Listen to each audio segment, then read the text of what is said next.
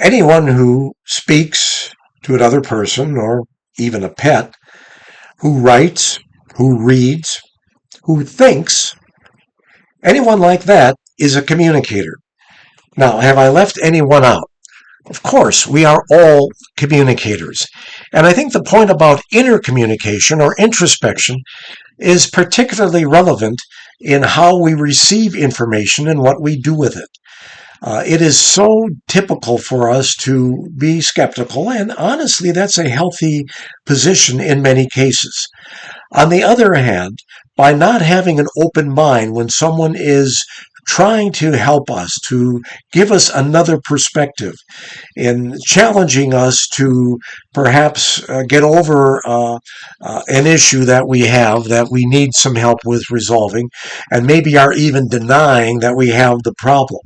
That kind of communication from the outside is important, but often runs into a stone wall because our inner communication is failing us in that moment.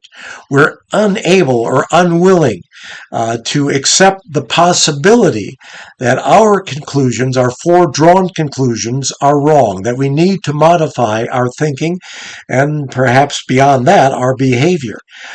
Counseling can only be successful when people begin to open themselves to the possibility, at least, of entertaining the ideas that the counselor is presenting. Those of us who are in a struggle right now, I urge you to find someone that you can trust, to begin to positively question your conclusions, especially if you're hearing something you don't want to listen to.